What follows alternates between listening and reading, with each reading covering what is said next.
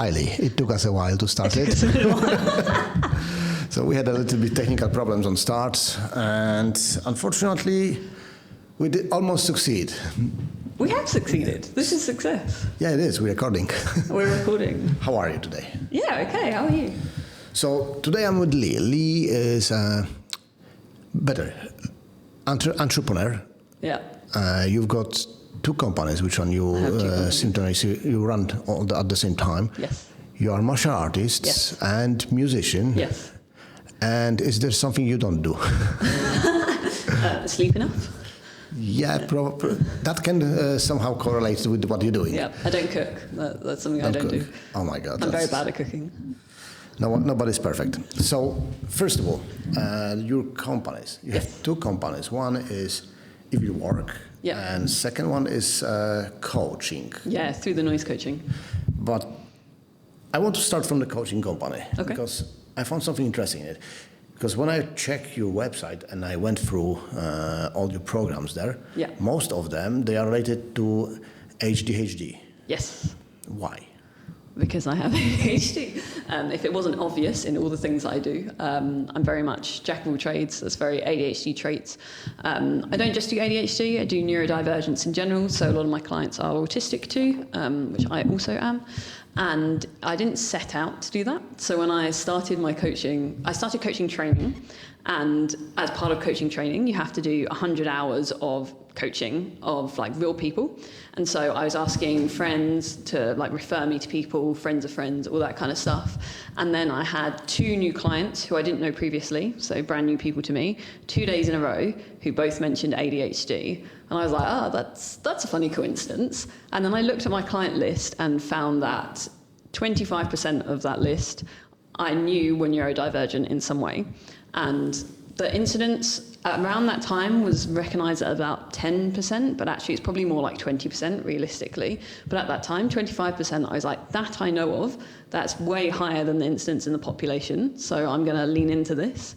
And then that was even before I knew I had ADHD or anything like that. I thought I was neurotypical, and then it was as I was talking to people and I spoke to someone with ADHD, and as the conversation went on, he just kind of stopped me and said, "Are you sure you don't have ADHD?" And that was the third time I'd been asked that question recently. So that started the journey of my own diagnosis, and then the autism came after that. And it's in doing that, I realised there's a very underserved market of highly intelligent people who are neurodivergent who just don't get the support, like typical leadership advice tends to not work. And so that's where I landed. It was a perfect fit for me. It's an underserved area. Even when I started, I had people referring me to people who work in a similar area, but they're all very much like at the beginning, as in let's get people into their first careers and that kind of stuff. Whereas there's just nothing there for people who are a lot further into their careers, people who are like senior, head of department, CEOs, entrepreneurs, and everything like that. That group of people is highly underserviced. So you said that ADHD and autism is like 20% of population? I think neurodivergence is in general. What is percent of people who works in the corporations on the like high level, like CEOs, management? Yeah, so it's going to be lower. So it's a really low rate of people with autism are actually employed. Because there's different levels of support needs for autism. Yeah. And so only the ones that have the lower support, well, I mean, people with higher support needs can be employed, but in terms of having those more senior roles, it tends to be the people with lower support needs and maybe that can mask a lot more easily. So it's definitely less than 20% of senior people, but I still think it's a high enough percentage that, I mean, I find these people all the time, so there's enough of them out there. And is the same with ADHD or only autism? So ADHD, again, it's all of these things on a spectrum of different levels of support needs, and it's not a binary either in the sense of, this person has really high support needs, this person has really low support needs. It's a mixture of symptoms, and each of the symptoms need a different level of support. And so it's the kind of subset of people who can make their combination of traits work in that kind of environment. So it's probably not 20% of people with ADHD or 20% of people in leadership have ADHD or autism or other forms of neurodivergence. But as I said, it's a high enough number that it's been. Basically, you're taking the person with ADHD and show them how to make this as a bonus to his work or how to overcome the problems. What is more important? Can you change ADHD as a bonus to what you're doing to direct you to some goal and make it better than a normal person? Normal is, you know. Yeah, I know what you mean. Yeah. We can call it normal. There is no normal people. We know that all. Neurotypical. Yeah. Or is you need to help them find a way to overcome the limitations which one that's create, or mix of both. Yeah, so it's very much a double-edged sword. The way I think about it, from my own perspective, with my ADHD, right? ADHD is the reason why I play 3 instruments to a high standard, but why I don't play 1 instrument to an exceptional standard. And so there's a benefit to playing 3 instruments to a high standard, and there's things that transfer between all 3. But if I didn't have ADHD, I might be really exceptional at piano. And so there's kind of, what do you value most? Do you value someone who has transferable skills from a lot of different areas? Or do you value someone who is hyper-specialised in one particular thing? And I mean, in reality, we need both those people, right? We need people who are hyper-specialised, and we need people who can bring together different domains, because that's where innovation comes from. In terms of the work that I do, I don't focus so much on managing the difficulties. I mean, it comes up, a person who has ADHD is a whole person, so the difficulties as well. But if someone is primarily coming in because they need to manage their symptoms, there are other people that can better serve them.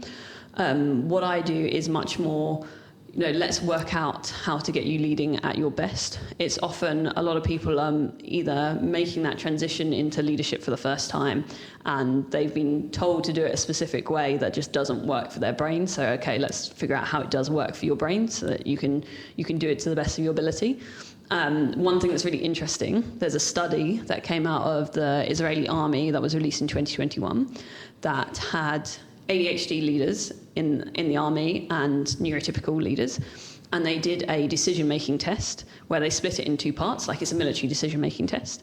And in the first part, everyone was in a room, like all together in exam conditions, taking this test.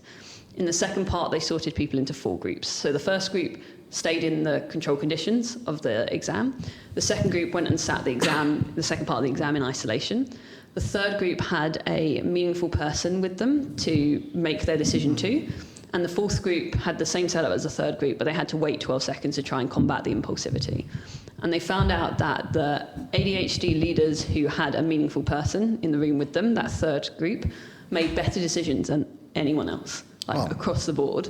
And it's not even close. Like, there's a lot of improvement in decision-making in all of the conditions. I think, the neurotypicals really did well in the exam conditions and isolation. ADHD did slightly better in isolation. But the, biggest one was the ADHD people in the room with someone. So, that's huge information, because it says that people with ADHD can make really good decisions, but they need someone there to make that decision with them. And so I embody that position as a coach, right? I'm there to help them make their leadership and management decisions, especially if they're difficult decisions, because that's going to help them make much better decisions. So did Army call you already or not yet? Not yet. You're waiting for the call. Yeah, I put a YouTube video out on it, but they haven't called me yet. So, little bit off topic. All ADHD people speak so fast, or it's just you? Are you calling me out here? You're going to have to subtitle me because I speak too fast. No, it's okay. To be honest, I just noticed that I know 3 people who are diagnosed with it, and all of them speak quite fast. Yeah. I wonder, is it typical for that, or it's just a coincidence?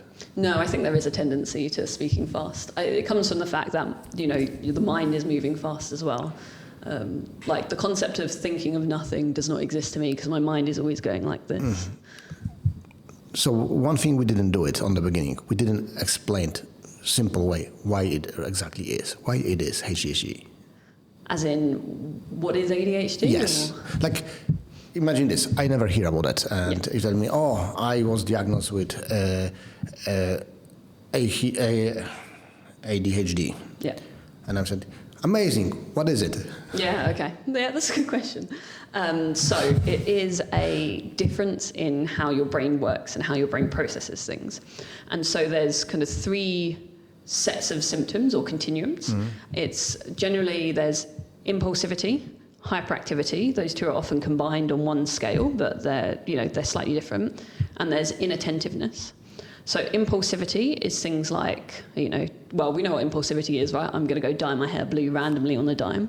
But it could also be things like emotional impulsivity. So something that I struggle with my ADHD is emotional dysregulation. That's when the emotions are appropriate for the situation, it's the right emotion, but the magnitude is bigger than it needs to be. So it might be appropriate for me to be sad in that situation, but it might not be the right emotion for me to be really devastated. I saw exactly the same symptom with some autistic people. Yes. There's a huge overlap between autism and ADHD.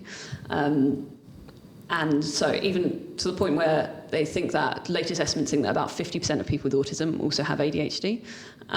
They're just really related traits to it as well. So I'm not surprised you've seen that. So that's the impulsivity trait.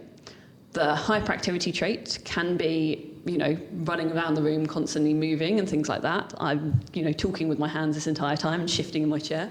But it can also be internal hyperactivity. So that's like the restless thoughts, the brain that doesn't shut up. I find it hard to sleep at night because my brain is constantly doing things. And what I love about jiu-jitsu is when someone's trying to choke me, I don't have time to think about anything else. So my brain goes quieter as I try and defend myself. That's how it works there. That's how it works. And we'll go to that soon. And then the third is the inattentiveness. So that's often described as like a difficulty regulating attention. So that doesn't mean, the stereotypical thing is easily distracted. Oh, look, there's a squirrel kind of thing where people talk about ADHD. But it's actually, yes, it's easier to get distracted. But the flip side of that is we also have hyperfocus. So if something takes our attention, we can be really engrossed in it.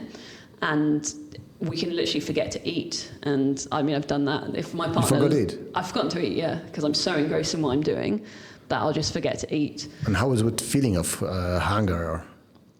So sometimes I just don't notice it. So one of the challenges of both ADHD and autism can be poor interoception. So that's understanding the feelings inside your body. So for me, hunger, I often won't notice it sneaking up, and it will be like a binary switch of, I just realised I need to eat. Or it might be the case that someone mentions food, or my partner gets up to get some food, and then that suddenly makes me realise that I'm hungry as well, but I wouldn't have noticed it before. And so, if he's not home and I'm working on a project on my own, I don't have like that marker of him going up to get something to eat to remind me to eat. You do have alarm in your mobile. Yeah, exactly. Yeah. That's very typical. Like we live with alarms on our mobiles. Like I have alarms for various different things. But that's only if I'm in hyper-focus mode. That's not my normal. That's if I'm hyper-focused. Normally I'm in between being super unfocused and being really focused. But I can slip into either of those 2 modes depending on what's going on and how interested I am in something and various things like that. And how are you about resting? Bad. Yeah, as I expected. Yeah, you might. So all resting recovery, that's something which does not really work for you.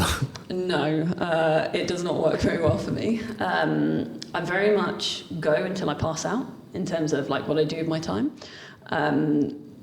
I don't watch a lot of like TV or anything like that to unwind. If I do, I'm doing something at the same time. So like I was doing my finger physio last night while watching TV, or I have like a Rubik's Cube that I'm playing around with while watching TV. But usually I'm on the go, like I get up early, I practice my instruments, I work. And how is it with multitasks? I find that I'm usually multitasking, yeah. That's something I have. I really hope I've got. Unfortunately, it doesn't work for me. No. I like to concentrate on one thing I'm doing and just go with it till it's done. Complete it, next. Complete it, next. Complete it, next. Like when we are on jiu-jitsu, I do nothing else, just jiu-jitsu. Then I'm going to write script. I'm put some music on the background. I like to have music when I'm writing. Everything else is off. Don't distract me. I'm focusing on that, and I'm single tasking on this kind of things. But I'm noticing things all around what's happening. So if I'm doing something and something distracts me and is important, I'm able to, without any problem, to do 2 tasks for some time and back to the one I want to focus on. Yeah. Which is okay. But I don't know if I would be able to do it 3 things at the same time like my daughter does. She's autistic, but she can watch something, do something on laptop, and draw something that's jumping between that same, spontaneously between, I need to a little bit more draw, I need to do it or something else. She have no problem with that. Yeah. She's just doing. Yeah. That's how it is with her. Yeah, that's quite often how it is with me as well. So how is ADHD reflect on your day-to-day life, except forgetting about hunger and food? Like with communication with people, with everything around you doing? Yeah, the communication part is a really interesting question because it ties in with autism as well very closely. And I kind of have theories around that and how my brain works with that. But quite often those of us that have been diagnosed as adults have found ways to make the communication work. And so one of the things we often do is we're good at masking, which is covering up the difficult symptoms we have and appearing neurotypical as much as possible. So I've kind of developed my way of communicating without really realizing that. There's definitely environments that I find it difficult to communicate in, but I spend a lot of time now around people who are also neurodivergent, which is much easier to communicate with. So I don't feel like that's a particular area that I struggle so much with outside of circumstances where I feel really out of my depth or, really uncomfortable for whatever reason, right? In terms of kind of day to day, so it's like, I can get distracted from tasks that I don't want to do. Tasks like life admin, I don't know, you've got to take something to recycle somewhere because you can't recycle it at home. Those kind of tasks are the worst thing for me. Or like having to, I don't know, like paying bills is okay. Some people struggle with that kind of thing. But I struggle paying every bill. Every single time. It's like, maybe I will not. It's a different reason. No, that's not the reason I'm talking about. But it's doing those kind of little chore tasks that we have to do that build up in life. They are so difficult for me to do that sometimes I'll be sat there knowing I have 10 of them to do and saying literally, I feel like I can't cope with life because I have to do these little tasks that I just do not want to do and can't bring myself to do. They're really, really exceptionally hard. While I might at the same time, I can have my stuff together elsewhere, right? I can be doing really well in my businesses, but these life tasks are a nightmare for me to try and get done. And that's kind of the duality of the different sides of it. Another one that's like standard ADHD jokes is that I'll stick a wash on, I'll get distracted doing something else, and then the laundry has been in the washing machine for 4 hours and needs to go back on again. It's those kind of things are the things that I struggle with. Sometimes it is hard to get working on a particular day. I have a lot of strategies to try and combat that and overcome that. And a concept that we talk about there is executive function. So that's your ability to get things done, start doing things. And so ADHDers struggle with executive function. And so some days I have enough executive function spoons that I can do stuff. Other days I'm really depleted, and so it makes it much harder to get started doing things in the morning. And that's a day where I'm probably going to have to work on my laptop on the sofa because having the executive function to get up and sit down at my desk and do stuff properly is just not there. So it's like, how can we make this easier? Well, if I sit on the sofa, it's a bit less formal and I can kind of get on with it that way. So there's a number of kind of tools and strategies. The really big part, my favorite part of how my brain works is there's 2 concepts here that are ADHD and autism related. One is hyperfixations, which leans more ADHD side. The other is special interests, which leans more autism side. And what they both are intense bursts of interest and passion and excitement in topics. Special interests are more long-term, and they tend to go more with autism. Hyperfixations are more short-term. So how to describe that. So for me, a hyperfixation is when I get super obsessed with something for a short period of time. That might be like a TV show, a new project, a new hobby, or something like that. A special interest for me is something that is intense and I'm passionate about it, but it's not always the same level of burning intensity, and it sticks around a lot longer. So for me, music, martial arts, both special interests. You know, they are long-term things in my life that I'm deeply passionate about, but they can ebb and flow a little bit. Whereas if I have a new hyperfixation, you know, I last night finished watching Severance and became obsessed with that show, so now I'm really obsessed with Severance at the moment. That's going to burn so bright for about 2 weeks, and then it's going to fade, and I'll be on to whatever the next thing is. But it's my favourite aspect because that experience of being so obsessed with something, getting so much joy out of it, or having those long-term special interests, that is joy in life. Like, that is so exciting to have that and be that deeply passionate about something. It's just my favorite part of life. Like, I live for my hobbies and my interests because all of that is inexplicably tied up in the joy of life for me. And so I wouldn't trade away either my ADHD or my autism, because I just can't imagine what a life is like without that level of joy and excitement about topics. That's amazing. I've got similar experience, to be honest, with this short-term excitement. Yeah. Like, whenever I'm into something, yeah, start to do it researching, start to looking for how things works, buying things I don't need it, yes, spending a lot of money of crap, yeah, basically. And then when this wave of excitement gone, I'm start to selling this. Yeah, yeah. And forgetting.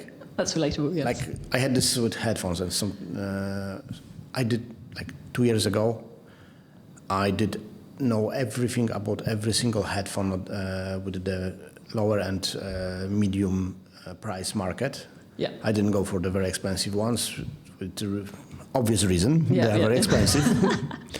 And I bought 7 different headphones. I keep 3 of them. Wow. And yeah, I know the feeling of this excitement when new information coming about subject, you just want to know about it. Yeah, it's beautiful. It is really a really nice feeling. I'm starting thinking maybe I have a little bit spectrum of it. I think everyone who does jiu-jitsu is a little bit somewhere. Yeah, different spaces. Yeah. So how it works with jiu-jitsu? Because you, as well, you are a martial artist, so you are black belt in Taekwondo, if I could remember. Yes. And which degree? 4th. 4th degree, that's quite high. Yeah, but it's much easier to get your black belt in Taekwondo than it is in jiu-jitsu. I hope so. Can you tell me how long it took you to go to the black belt in Taekwondo and go to as a black belt to the 4th degree? Yeah, so it took me 6 years to get my black belt. I started at age 8, so I was a black belt at age 14. I know a lot. You know my opinion about that. Yeah, I'm just about to acknowledge that there's a lot of martial artists who don't agree with child black belts. I don't feel as strongly about it. I've had to re-examine my relationship with Taekwondo a lot through kind of exploring jiu-jitsu and the philosophies there as well, and we can talk a little bit about that, but I'll answer the first question. Yeah, I'm going with Taekwondo now. So from the age of 14, between 14 and 18, I got my 2nd and 3rd degree, because I was definitely 3rd when I went to university. And then when I finished university is when I did my 4th degree. And it was shortly after that I stepped away from Taekwondo for various reasons. Part of that was to do with moving into the adult world. So I was 22, just started my first job, and trying to fit everything in life together. It's difficult when you make that kind of big transition. But also, Taekwondo is very political. There's so much politics wrapped up in the different associations and things like that. I know jiu-jitsu has some of it as well, but Taekwondo became so political that it was ruining my enjoyment from the sport, if that makes sense. Oh, I had a similar situation in Aikido. Yeah. A long time ago, I used to do it Aikido, and longer I did, more politics I saw, and I just didn't like it. Exactly, yeah. I completely didn't like it. The thing I like in jiu-jitsu is that, yes, there is some politics, but they are much more chill. They just want to do jiu-jitsu. Yeah. They want to go to the gym, have a fun. We're going to the gym, we meet there, we spend our drilling, sparrings, positional sparrings. nobody care about who is, which degree there. Yeah, it's much we just want to have fun, and that's what I like in jiu-jitsu. That's what I stick for so long. Yeah. Unfortunately, in Aikido, that didn't look like that. And once I received my black belt, I was approached by people who was talking, "Oh, Konrad, now you have to know this, you have to do this. People watch you." And it's politics, it's just such a small scale. There's like 20 people, and they play politics between themselves. Who is more important than who? Yeah. And they're like, why? That's not necessary to enjoyment of what you're doing. Yeah. That's distraction even. Not Yeah. So, yeah, politics was one of the biggest reasons I left Aikido, and I found Jiu-Jitsu, and yeah, since then, I'm just enjoying. My teacher in Jiu-Jitsu, Wilson, is I don't give a crap person, not interested in politics at all. Yeah. And his level is really, really good. And that's why I'm still there. And now when we do Jiu-Jitsu in Hackney, I'm trying to pass exactly the same mentality in the classes I am in. That's how it works. Yeah. So how Jiu-Jitsu works for your ADHD? So, because what you said today earlier, that's the only place when your brain is just focused on one thing at the time. Yeah. It's I'm going to connect 3 topics together now, because I'm going to connect Taekwondo in with this as well. Mm-hmm.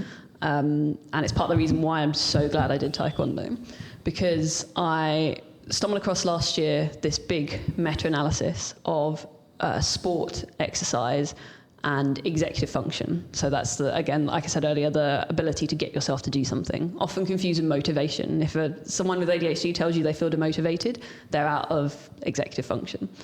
So what this study looked at is it examined loads of different sports and methods of executive function training to see what actually improved your executive function.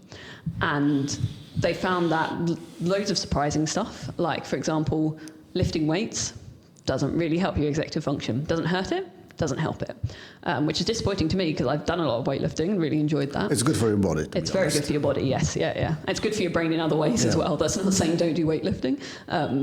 I still love doing it. They also found running not actually that useful. Again, another surprising thing.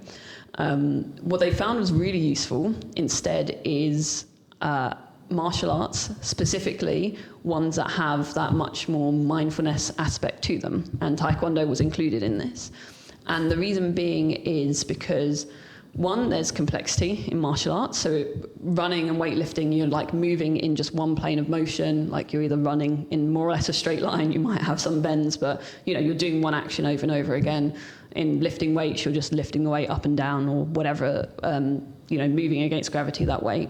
But in martial arts, you're moving in so many different ways. You're responding to the other person, and that's that level of complexity. There's also the social aspect of it, and the fact that you build relationships with your instructor, with the other students that are there, and you have that social aspect. There's that level of progression, so the sense of I need to improve, I need to move up through the belt ranks, and all that kind of stuff is there. And then also it needs to give you kind of feelings of joy.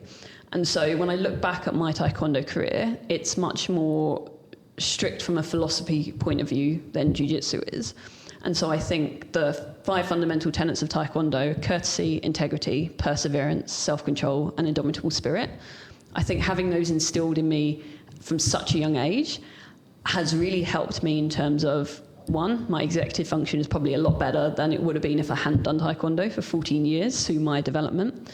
And 2, it's helped with the mindset that I bring into Jiu-Jitsu. And so I actually think I would not be where I am today at all if I hadn't done Taekwondo.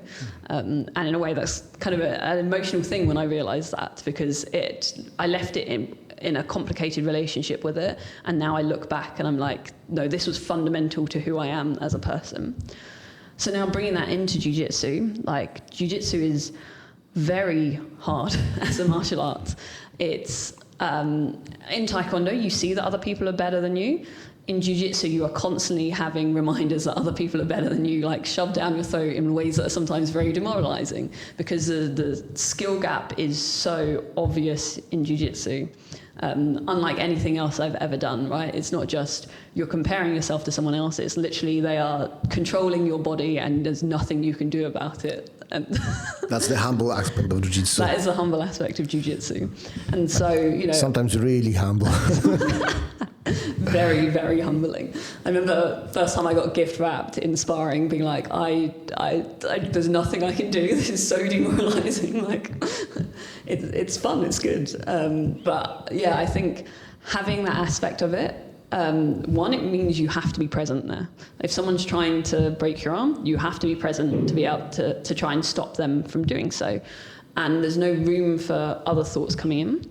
You also need to be very resilient, and that's when I draw the line between like the perseverance I've got through Taekwondo, because you will get, you know, beaten up again and again. You'll get injured again and again. I got injured 2 days ago. So having that resilience to keep going, even when some days it just feels rubbish, that I think is really important to like working with my brain and everything like that, because how do I want to phrase this? Like, it's with all of this emotional dysregulation and things like that I described earlier, it's very easy to become discouraged if you don't work on building that muscle, that resilience muscle.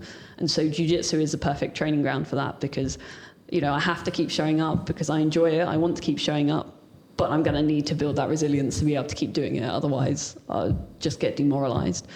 And I also find the chaos of jiu-jitsu really works for my brain, in the sense that, you know, you don't just do the sequence of moves and it's going to work. You have another person who's trying to actively stop you doing that, and you can't control their behavior, and they're going to do something unexpected, and you have to kind of deal with that in the moment.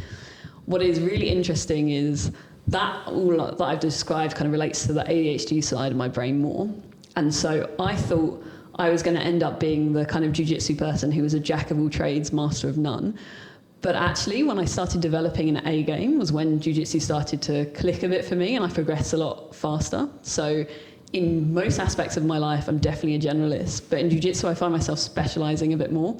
And I think that's tickling the autism part of my brain that's like, let's do these things. Let's have this thing that I do. That's my way of doing it.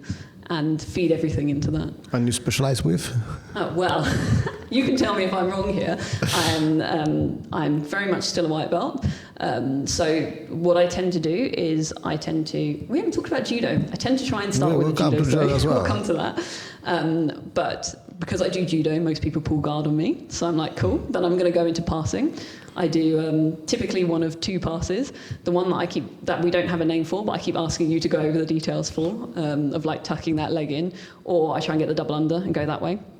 From a pass, I then try and progress to mount from side control. And then I'm either looking for like head and arm triangle. If they defend that, then, you know, trying to get their arm for an arm bar, or progressing to the back via S-mount gift wrap for rear naked choke. And so I'm trying to funnel everything all the things we did in class. All the things we did in class. And notice all of the things that I can do in no-gi as well as gi, because I don't want to hurt my fingers in gi.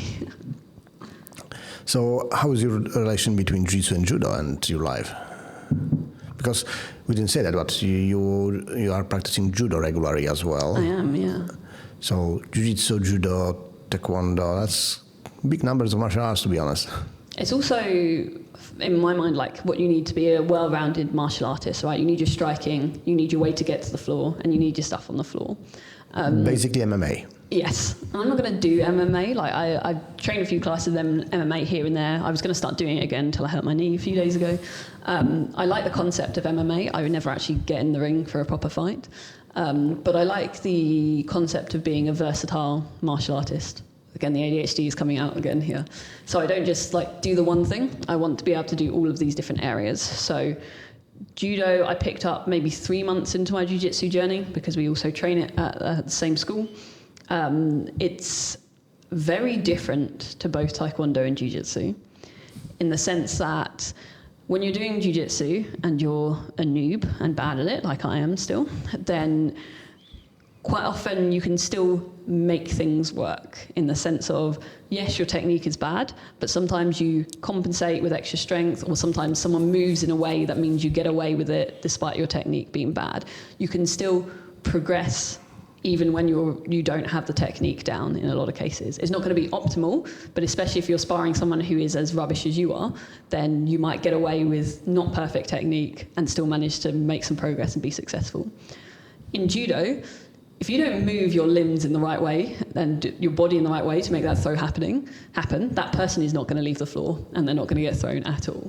So the thing that I was talking to someone about this on Thursday when I was drilling with them is that I find judo, you need to get all 4 limbs doing the right thing, and I'll be thinking about 3 and I'll lose the 4th one. And so I'm constantly every round, and Nick, our judo instructor, is saying to me, that was good, but you missed that leg. That was good, but you don't have the right grip on that hand. And there's always one limb is wrong. And it makes it really hard. You're multitasking till 3 items. Yeah, I can do up to 3. I'll lose the 4th one. Yeah. But having said that, it's incredibly satisfying when you successfully throw someone. Hit them with the planet. Exactly. When you pull it off and it feels so effortless and they just kind of go flying, it's an amazing feeling. I really enjoy that. And when someone does it to me as well, when Nick throws me and I go flying and I didn't expect it, and I'm like, that was so cool. You should expect it. That's the thing. You should expect you will fly. I didn't expect it in that way.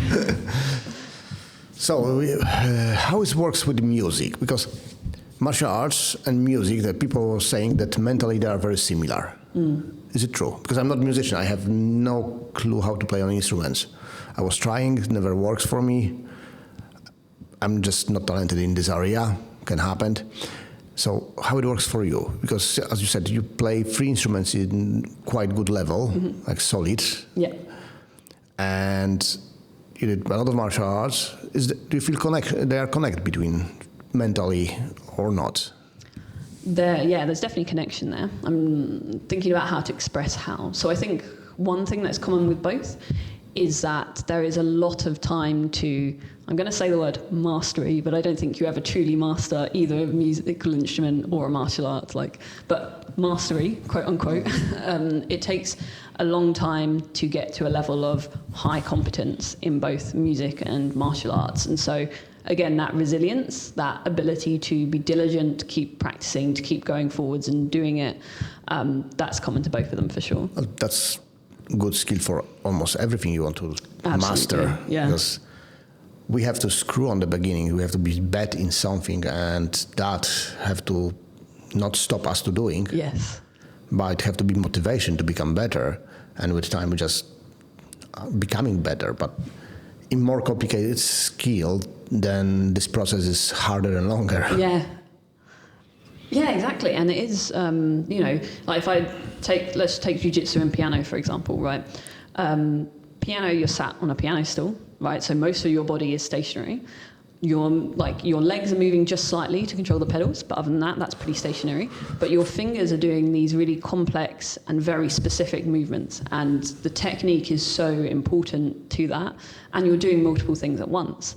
And then if I compare that to jiu-jitsu, your whole body is doing lots of complicated movements. It's just on a different level, right? If your grip on the gi is a centimetre off from, that's not going to ruin your technique if your grip on the gi is just a tiny bit off, like it would on piano. So they're on different scales, but it's very much the same thing, right? There's a lot of technique, there's a lot of how you move in specific ways to get the outcome that you want.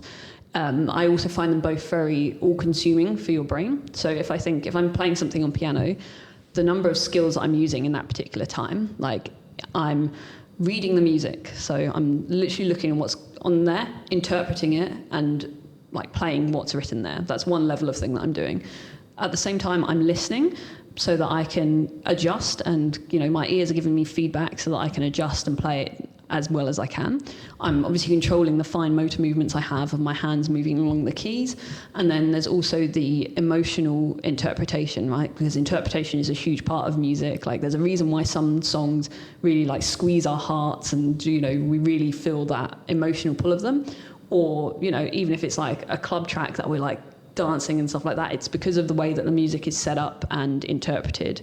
And so, I'm using all of those skills at the same time, that it's very all-consuming, much in the way that jiu-jitsu is all-consuming because of all the things I'm doing at the same time.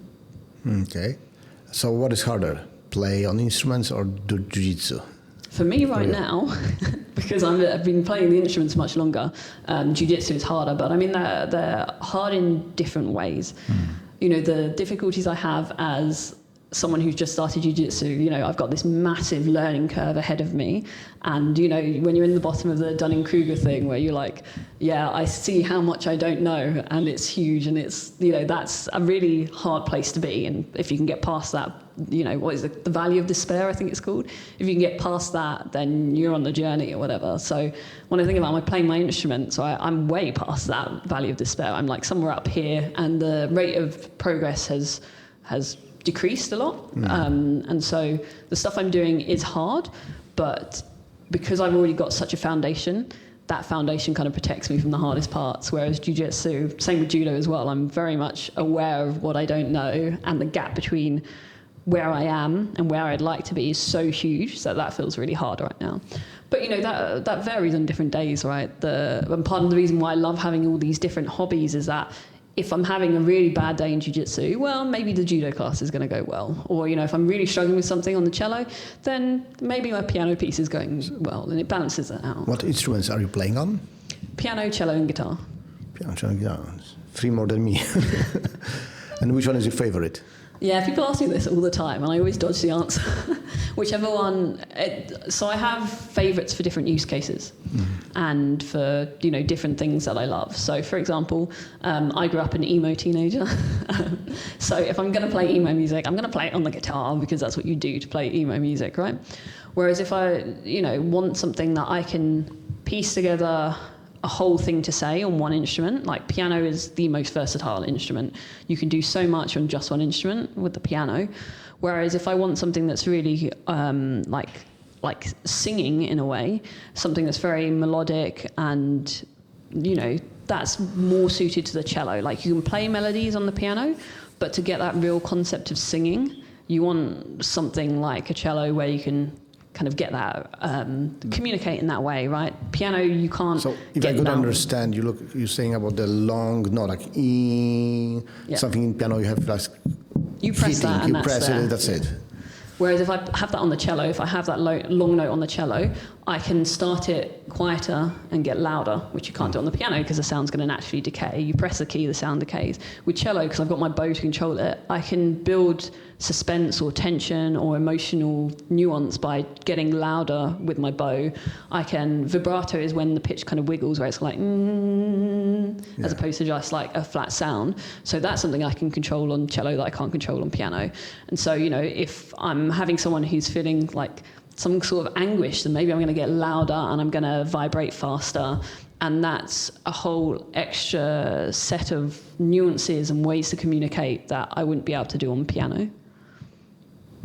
And where is guitar between them? The guitar for me is very much it's very easily sociable. You can get a guitar and you can sing with people and you can play music with people. I find it's different kind of now, you know, fully into adulthood, but when you're a young adult and a teenager, no one cares about classical instruments. No. And they don't want to listen to that. They don't care if you play piano unless you're playing like a pop song or like whatever it is, or the Interstellar theme. So guitar is very much the gateway into connecting with people who have zero interest in the classical world. And I really like that. And it's really fun. And it's really fun to do solos and things like that. But it definitely inhibits a different part of like my brain in terms of where its utility lies than the other two. Sounds logical.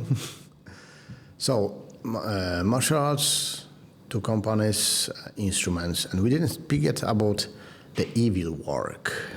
What it is, evil work? Yeah, so the name is great because the concept is that a lot of companies try and pretend they're good, and then they do things like collect your data and sell it on, or track you without you knowing, various things like that. That's very popular. It's very, very popular. And so the idea behind the name of Evil Works is if we say we're evil but then are a good company, then it's just turning that whole concept on its head. So we don't want to track people's data or sell their data or anything like that, but you know, we're making a joke about it with the name. So that's where that comes from. So what we are a company all around improving data science, and by that I mean improving. Can you explain shortly what the data science is. Yeah, because absolutely. most of the people don't know it. That's true. They know what is data, they know what is science, but put them together and not exactly know. So data science, on a very high level, is getting insights from data. So you can have a load of data, you could collect a load of data, you could let's use jiu-jitsu as an example, right? You could film every single one of your spars to see what you're progressing with, but until you do data science, you don't know that you're more successful with this particular submission, or you're better at passing with this particular pass. Kind of statistic. Or, in a way, the statistical analysis is part of data science for sure. And you can take that beyond that, and you can build models like I'm really good at these kinds of submissions, therefore I should be really good at this kind of submission that I've never done before because it's got these shared traits and these shared similarities. And so the concept is, okay, we've got a load of data, how can we understand it? And then how can we learn to do stuff with it? So another example is people like supermarkets, right? They have data science teams who are forecasting whether things will sell, what products they need to get in. They're the reasons why, there's more strawberries around Wimbledon because strawberries are associated with Wimbledon. And then there's Christmas stuff that comes out at Christmas, right? Because they have those models. I mean, Christmas is a bit of an obvious one, but they have these models that are saying these things are going to sell at this time of year, therefore make sure you stock more of them at this time of the year. And they'll be doing that with absolutely everything. So that's what data science is, right? How do we get the information to be able to do the thing that we're doing better, or to make better decisions, or anything like that? So, and the evil work in this spectrum, what exactly is doing? Yeah, so our goal is to improve the data science experience. So that's through two ways. So data science has really existed since the 90s-ish. It's a field that's very much evolved organically. So it's certainly not a role that's been designed. It's kind of been, as the world becomes more technologically advanced, we have a lot more data, and therefore we need to do things with it. And so for a long time, there was never any kind of university degrees pointing people towards data science or any real formal data science education. It would be a case of hiring smart people from a scientific background and saying, work this out, go and do this. And so the whole role is often using outdated tools and really complex. So most data science work is done in the Python programming language. But the thing is, the Python programming language is not enough to do it. You also need to get, and I mean, I'm going to say a load of stuff that you're probably not going to know what it is, and probably just to emphasize a point, right? So you download Python, then you're going to need NumPy to be able to work with numbers properly, or like maths packages. You need SciPy to work with scientific stuff. You need sklearn to be able to build models. You need Keras to be able to do like some matrix stuff and some machine learning stuff. All of this, I know it sounds really complicated. Can you translate it to English? Well, I'm using it to illustrate a point. So you can't just get Python and be on your way. You need to know and understand all of these different things in order to be able to just get started. So that's overwhelming. I've just given you a load of gobbledygook. And if you don't know what any of these things are, how are you meant to get started? Like it's opaque and really hard to begin for no real reason. There's nothing that says that the field should be this difficult to start. So we're trying to improve that in two ways. One is to get rid of all that mess, replace it with something that is designed for the data science role, so that a data scientist can just get in and start working and doesn't need to worry about all that nonsense. They just need to worry about doing data science. The second aspect is, like you've alluded to, it's so complex that people don't know what it is, because it's got that level where it's so abstracted away from us. So let's make it more accessible. Let's make it so more people can understand it and how it works and why it's important. And so that learning aspect is a huge branch of what we're doing as well. At the time that we're talking about this, we're recording YouTube videos, educational, and working from accessible topics so that you can understand some of these more difficult concepts. Like one of our videos we're going to put out very early on is about Pokemon cards, right? That's accessible to people who have no knowledge of any kind of, scientific or data science field. And then we're going to use that to help people understand data science, how it works, with the goal of just improving opportunities in data science, improving the caliber of people that are out there. Okay, you explained quite nicely what the evil work would try to improve. The question is how. You do some applications, some kind of tools for data scientists. How exactly it works? Yeah, so it's tools in education. So we have a platform or an ecosystem, and I feel like I'm using very vague tech startup words, but it's kind of the best way I can describe it. It's a series of tools that will enable someone to get started very quickly, and because they're designed for data science. I mean, part of the data science experience that I won't have got across to you is what is the reality like if you're a data scientist. So you sit down, you have a problem you want to solve. The first thing you do is you spend hours trying to find the data you need to solve it. Okay, that's bit we're not going to be able to solve immediately. The next thing you find out is that your data is completely incompatible, right? This one has a column in inches, this one has a column in centimeters. Okay, now you have to convert them between the two. This bit of data has loads of errors in it, and so you're going to need a way to exclude the errors in there. And what actually ends up happening is you spend so much time cleaning that data instead of doing the actual data science. As part of that, because you're dealing with lots of data, you might write some code to help you with the cleaning or help you with the modeling, and then you set it to run, and then it's going to break, because that's how programming works. You don't write things perfectly. You write something and you see where it breaks. But it's probably not going to break straight away. And you knew when you set it off that it was going to take a long time to run. So you're probably checking your emails or something like that. And you come back and you check on it and it's been 5 minutes and it broke like 2 minutes in and you just didn't know. And so you make a change and you set it off again. And it turns out you had a typo, but you expected it to take 10 minutes to run, so you've gone off and done something else. Oh, actually, it broke really early on. And so now I have to fix that typo. And so you set it off again, and this time you go and get a coffee or whatever, because you know it's going to take time to run. And so the process of iterating and improving things takes so long that you end up being frustrated and not productive. And it's just, that is the nature of what the data science experience is. So another big thing we're doing is getting that iteration time down. So if we can catch the typos before your code runs, then that's one loop that's gone. You don't have that time spent checking your email.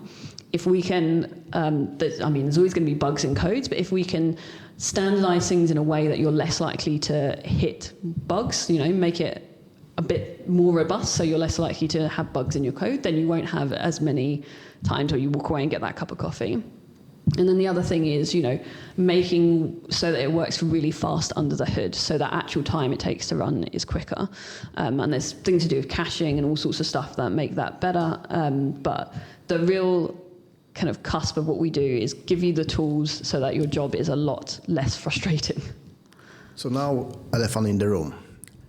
In all this space, so when you've got data science. Yes. There is one more thing which once show up not long time ago and completely mess up with everything, calling AI. Yes, that's the one. So my question is, can I just train AI to do with all these things you're just talking about, or how you find out to cooperate with AI? Because what I'm thinking is you have no choice. You will have to, whatever system you're doing, improve with AI or make it cooperate with AI somehow. How it works for you guys? Yeah, so AI comes from data science. That's like the fundamental thing, right? AI is, in effect, a data science model because it's taking a load of data. In the case of, let's talk about ChatGPT, because everyone knows what that is, right? ChatGPT has scraped the entire internet up until 2022 and taken in all that data. It sits a model on top, which is an AI model in this case, and then it gives you some output to make sense of that data or help you understand that data and draw insights. So on a fundamental level, AI is a data science tool or a data science thing.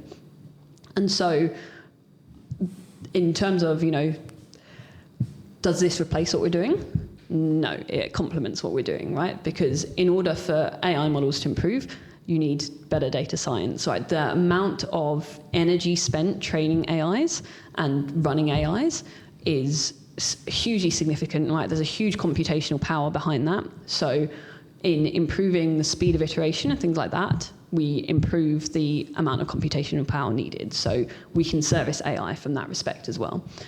Secondly, there's it gets into the further AI philosophy, but it's how good is AI going to get?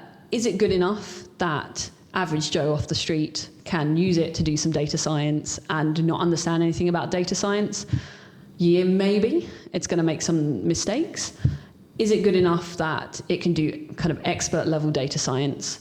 Not right now, not at all, right? I even had an argument with ChatGPT the other day because I was, so we talked about this earlier before the cameras are rolling, but I have this Rubik's Cube, this thing here that has a hole in its center, right? And how is that different from a normal Rubik's Cube in terms of the actual practice of solving it? So it has this thing called parity, which is where, because it has no centers, some of the blocks could end up in a state that they can't on a normal Rubik's Cube. And so I said to ChatGPT, what would happen if I did this parity algorithm, so the way of solving that on a normal Rubik's Cube? And it told me that that normal Rubik's Cube would then be an impossible state that I couldn't solve. And so I did it, and then I solved it. So, ChatGPT was straight up wrong because of the nuance and the complexity of this particular scenario. So if someone had asked it, how do I solve this? It probably would have been able to answer it. But the complexity of, how does this work and interact with the normal cubes? I ended up having an argument with it and then proving it wrong, which made me very happy. I was very satisfied with that. There's a couple of people behind ChatGPT who have to solve some problems now. And yeah, of course, then your argument back to me to preempt that is that, well, the model's going to get better and better and better. And then my argument to that is there's skepticism around that, right? Yes, it will improve. Will it improve to the point where it's good enough? And secondly, it needs data science to improve to the point of where it's good enough, right? So the things which EvilWorks doing and all AI models, they are complement each other. I think so, yeah, I would say so. That's a good place to be honest, because most of the programming stuff can be replaced with AI in near future. Not at the moment, but very, very soon. Yeah, so I have interesting, it's a topic I want to dive into a little bit more in some of the content we're putting out for EvilWorks, because yes, these models are getting better and better, but in order to keep improving, they need a lot more data, right? So they've scraped everything up until 2022, but they need more and more data. So how do they get better at programming? They need better programmers to produce more code that they can scrape so that they can get better. And the problem is between 2022 and now is that so much of the content that is online is actually generated by ChatGPT itself. And so it's not expert programmers who are putting stuff out there for it to learn from. It's ChatGPT itself that's putting stuff out there for itself to learn from.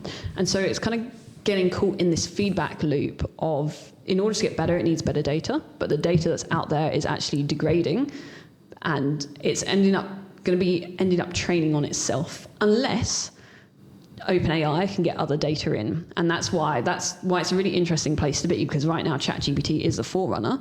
But for example, Google's Gemini has all of the internal data that Google has, and Google has a lot of it, right? It's Google. Oh, yeah. That data isn't available to ChatGPT. And so, with its data source, the general internet, being polluted, it needs something like Gemini's data to be able to improve. And so we're in a point where, private companies' competition could really stop AI from improving to that level. And there's all sorts of other kind of constraints there. But I think it will be really interesting to see, does it ever reach that level of exceptionality that many of us think it will do? Or is it actually going to be to the point where it's a very useful tool, but it never quite reaches what the sci-fi shows and the things like that have promised us? And whether that's because of corporate stuff or the limitations of technology or, political stuff that could blow it up as well. It's in a really interesting place that the next few years are going to be, I think people are going to be writing dissertations on this period of history for a long time to come. Oh yeah, that's, to be honest, when AI show up publicly, because I believe that they had works on it a long time before they release it to the public, and testing and everything. And I believe that it was testing with internet data for much longer than they told us. Yes, yeah. But once it was released, to see the progress with every subject the AI touch, from the pictures, graphics, to the videos people are doing at the moment, in such a short period of time, is amazing. It's unexpected. If you told me 5 years ago something like that will happen, I would just say, nah. Yeah, me too. Not going to happen. And at the moment, people doing the complex task with AI. Everyone knows that all these videos with AI, they short videos because some the way they works, they do this 30 seconds videos. They are amazing. Yeah. The problem is that it's just the less important part of AI works. It's just scraples. AI can do so much more in medicine, in any other areas, which one we cannot even imagine. And making the videos is just a small thing on it.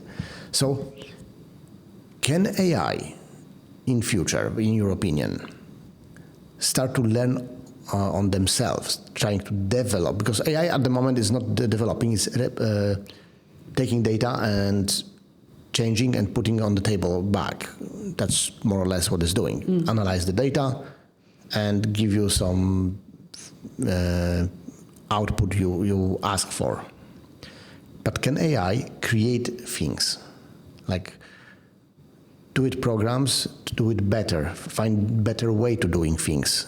Or it will just still reproducing? What do you think? So, I think there's definitely nuance here, right? So can AI create better things than people now? And I would say AI has improved the baseline or the lowest standards of things, so that if you don't know how to write code, then using AI to help you write some code is going to be far better than what you could do yourself. Like if you don't know how to do marketing, putting into ChatGPT and using what it's doing is going to be far better than you can do yourself. But it's not going to be better than the experts, right? It brings up the baseline, but the experts still have an advantage over AI in that case. So then the question becomes, could AI get to the point where it learns from itself and improves and improves and improves so that it overtakes those people? And then the analogy that I'm going to use to compare it to as to why, now I might be wrong, but I'm skeptical. And the reason why, the analogy that I've got here, is if we think about computer power. So when, if I think about like when I first kind of started being aware of computers and things like that, right, we were talking about memories that have like kilobytes. We're talking about memory in kilobytes at that particular time, right? And a memory card that you got, if it was a meg, then that was a huge amount of data in that. And then we get to the point where we would have, you'd be really excited if your phone had a gigabyte of data, because you could store so much with a gigabyte of data. And then, we're now at the stage where we're talking about terabytes and things like that, and so on and so forth. And so what has enabled this? Well, it's the ability for things to get smaller and smaller, so you can squeeze more onto these chips. And so there's all sorts of interesting hardware developments. This is not my area of expertise, but I understand the basic principle of getting smaller and smaller, electronic components on these chips, so you can fit them in a smaller space, so that you could have a hard drive that is quite small but has a lot of data, because, space in your laptop, space in your phone is limited. So the smaller the components, the more memory you can get.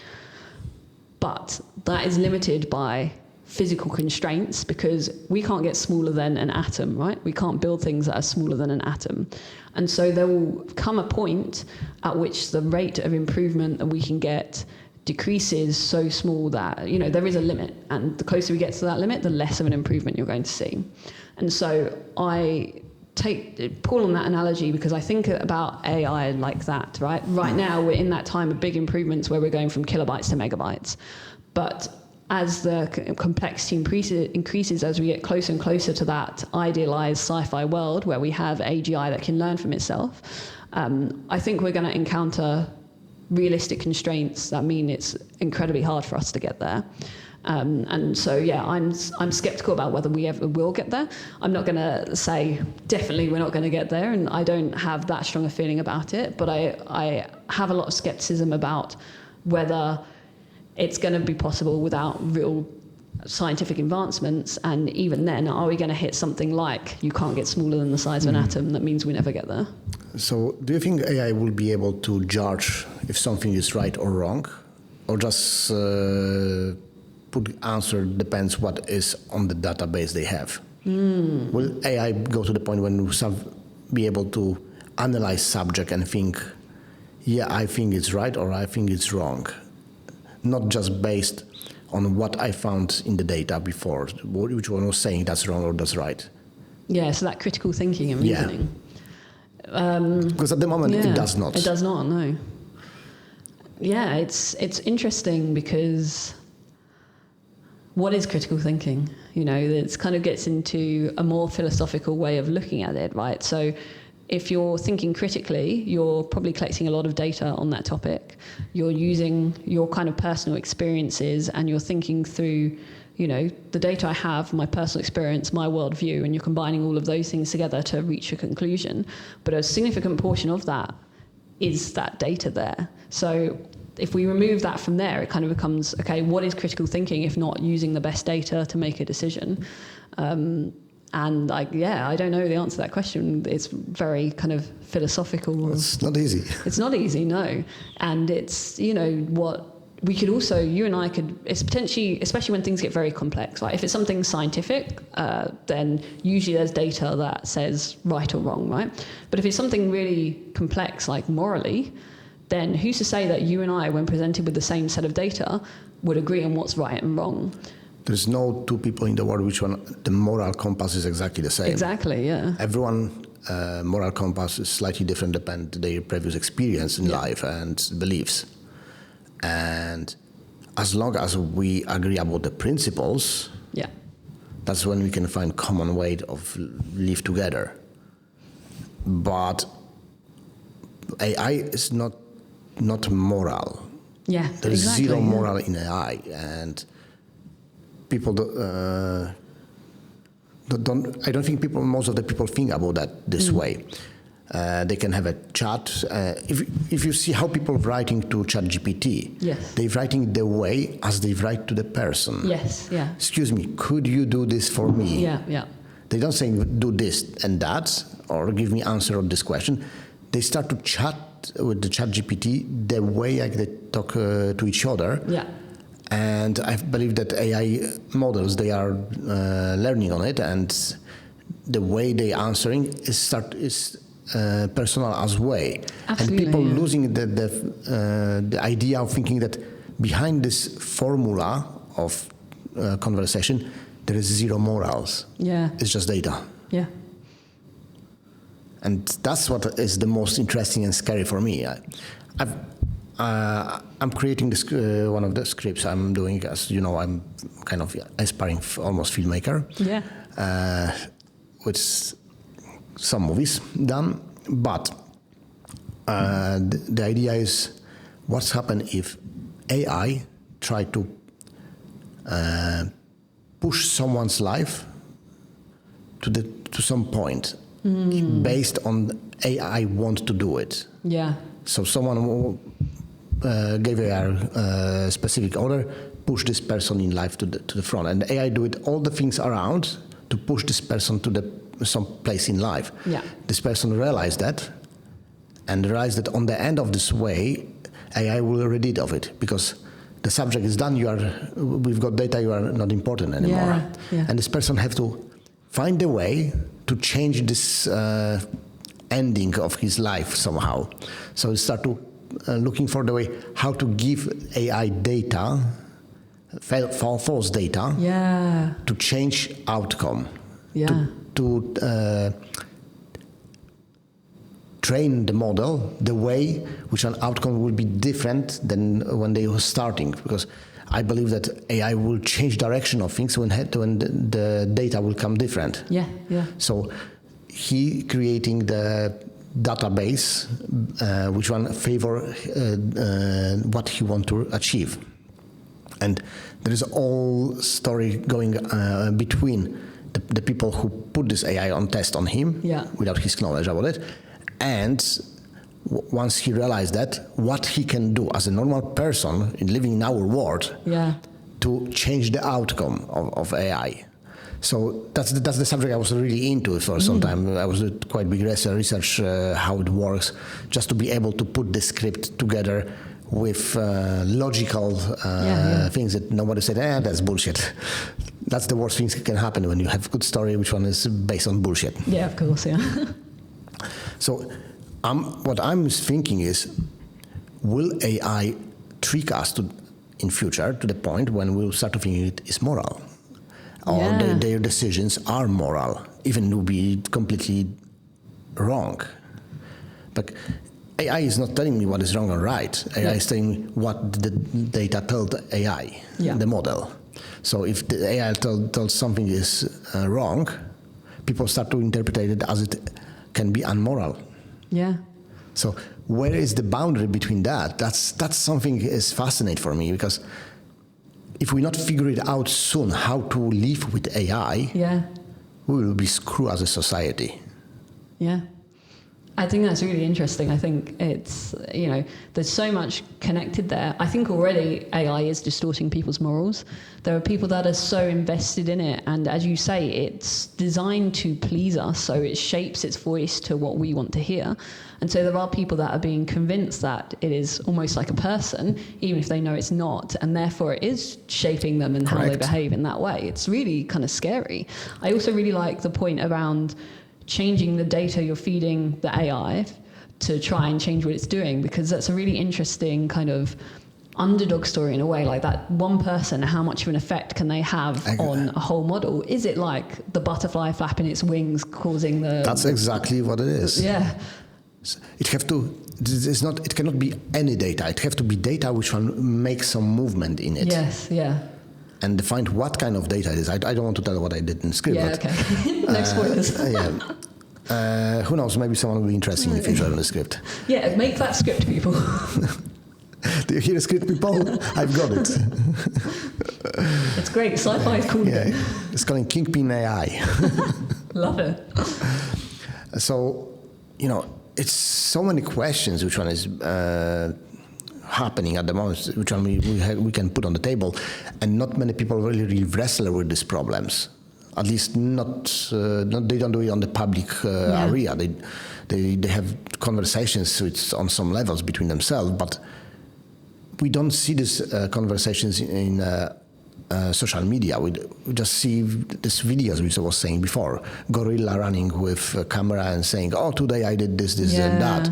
Yeah, they are funny for 5 seconds. 5 seconds after, you don't remember what you even watch it. Yeah.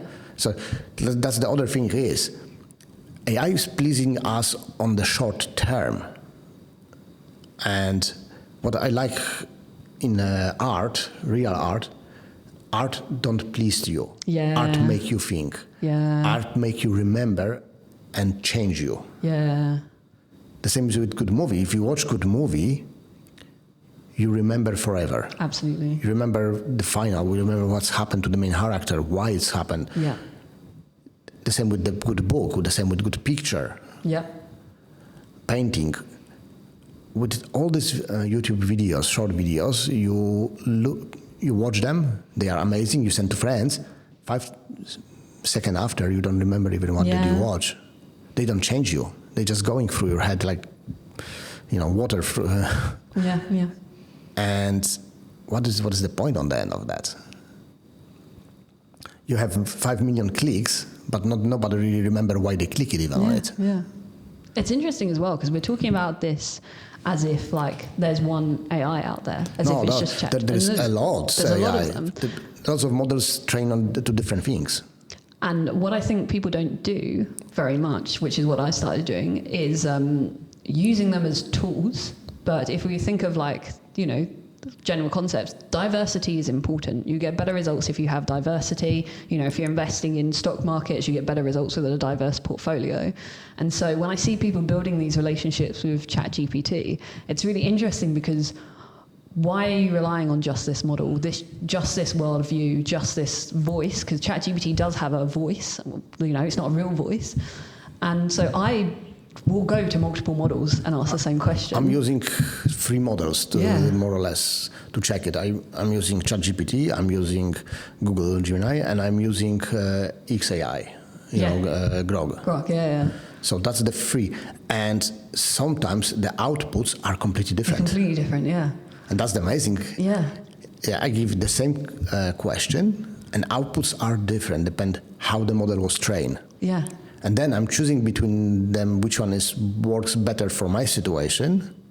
And then I'm trying to check if the answer is real or not. Yes. Yeah. And sometimes I'm finding small things which one need to be adjusted because the data that they use it wasn't correct. Yeah. And that's how I had this idea for the script. Yeah, of course, yeah. And from this kind of discrepancies.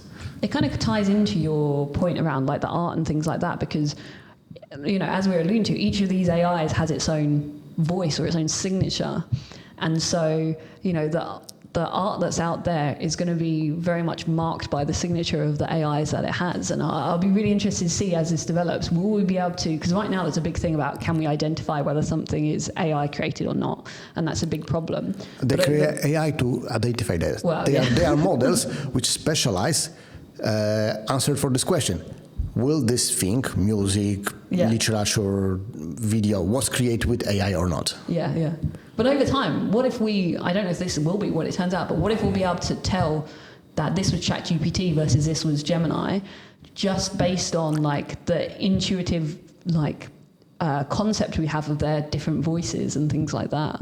I think that would be really interesting. like, you know, ChatGPT is very much like, you know, all of the turns of phrases that it uses that people recognize as being ChatGPT. Will we eventually start to see that show up in art, and how will that affect our relationship with that art when we start to notice that, even on a subconscious level? It's already on the universities. They're using ChatGPT to write papers. Yeah.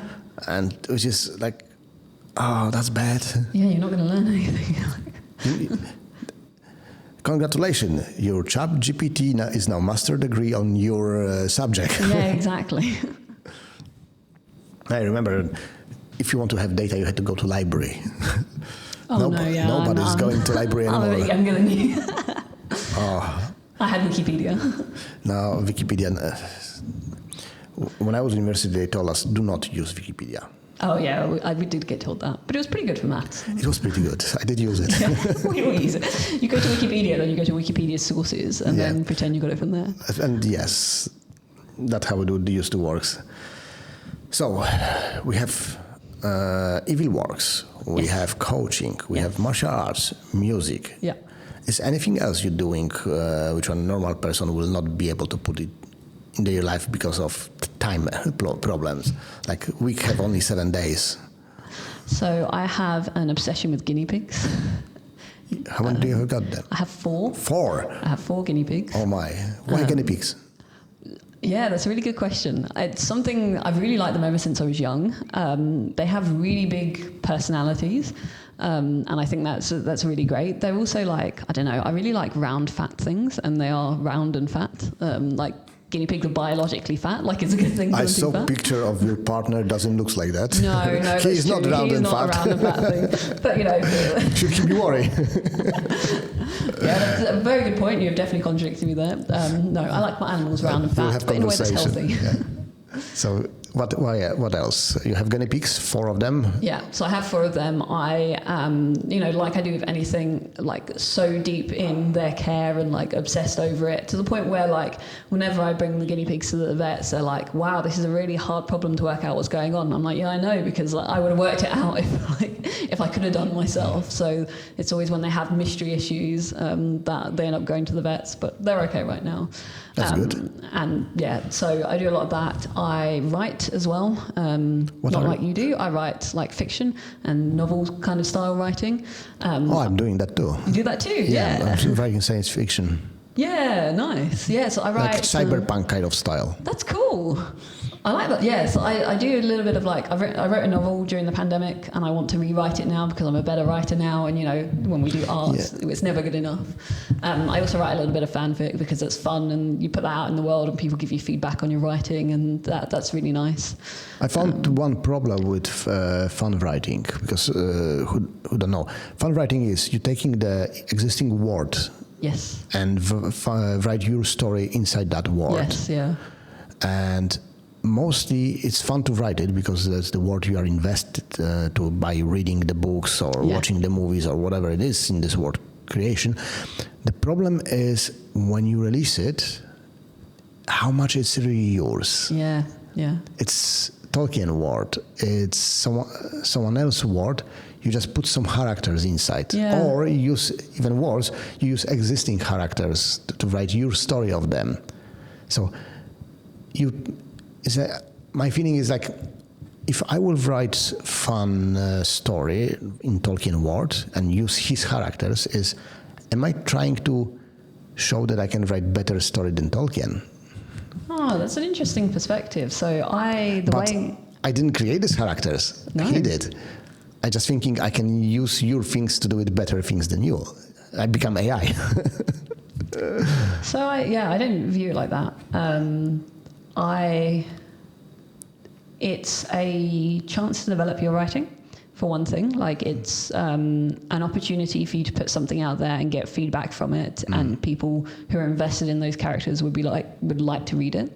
It can be like filling in the gaps, especially if it's existing characters, right? It doesn't have to be, I'm going to put them in a different story that I think is better, because I actually don't really like that so much either.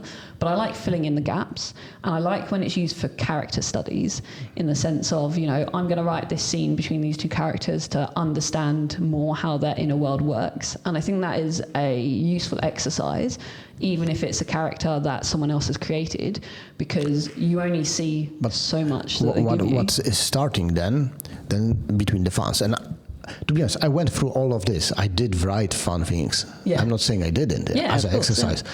But I come to the point when the different fans will start to saying that this character would not do this. Oh yeah, that's annoying. No, this one will do this. And they start to argue between each other. Yeah, that's annoying. And that's like, why?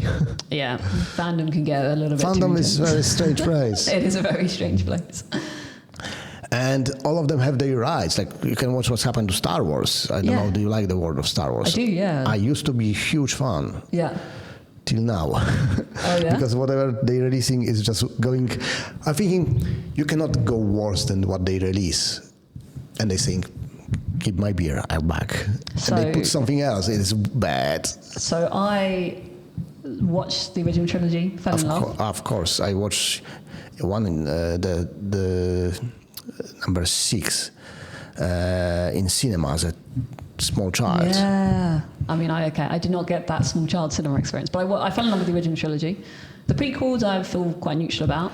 I hate them when they show up in cinema, and now, from the time perspective, I watched them a couple of years ago, I did last time, and I like them much more now than then. Which is strange. So is it the Disney Star Wars that... I think Disney destroyed Star Wars for me. I left The Force Awakens in the cinema disappointed. So disappointed. I was feeling like I'm watching script created by AI based on existing Star Wars. That's really fair. What if Death Star would be bigger, like Coruscant? Yes. Yeah.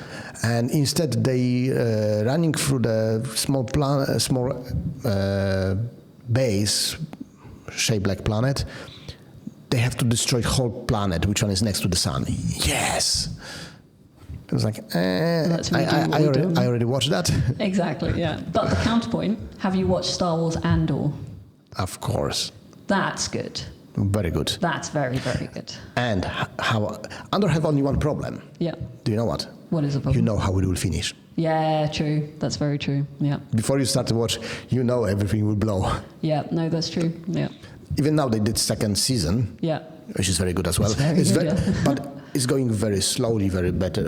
It's coming better and better with every episode. Yes. To the finale when they're showing really how this world can look without Jedis, because there's not much Jedis around there. They're just showing how normal, ordinary people can find themselves in a situation like that, which is cool. But we know that it will blow soon. Yeah, that's true. That's true. And all these stories will disappear. Yeah. And we know it from early beginning. And to contradict this, what I've said, the reason why it's so good, because it is like that. It will never happen if not that. Because what's happened, Disney gave them, okay, you can do it whatever you want because it's closed subject for us, so do it, the series, we will not interact with you, just do it and we'll put it on the platform. And they did it, and it was good. It was so good. But because there was so much bad things Disney put on it, not many people did watch it. Yeah. I was struggling to start myself. My friends were saying, Konrad, watch it, it's great. I said, no, it's Disney, no. Yeah. Once I started to watch it, I was like, ooh, that's peril. That's worth to see it. Yeah, absolutely. Yeah. On the other hand, I know big fans of Star Wars who don't like it. Because they seeing Star Wars as they've been 20, 30 years ago. So it have to be story for the knights and princesses, and a story for the kids. If you think, the original Star Wars, the original trilogy, 4th, 5th, and 6th, from New Hope start, it is story for the kids, for the development of the character. Yeah.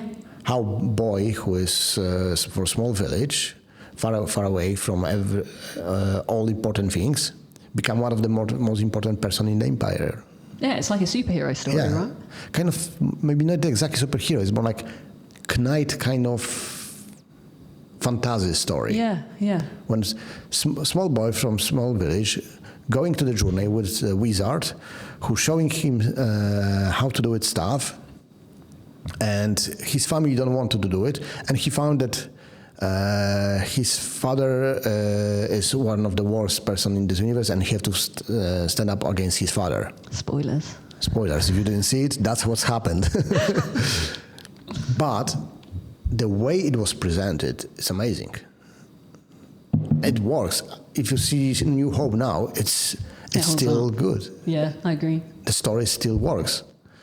Of course, visuals not, but the story themselves, the characters, it's fun to watch. Yeah. But do you know that almost didn't happen? Do you know the story of New Hope? Do I know the story? Maybe not. So Lucas, once he finished New Hope, he make presentation in US for he invite a couple of directors. From what I hear, there was Scorsese there as well.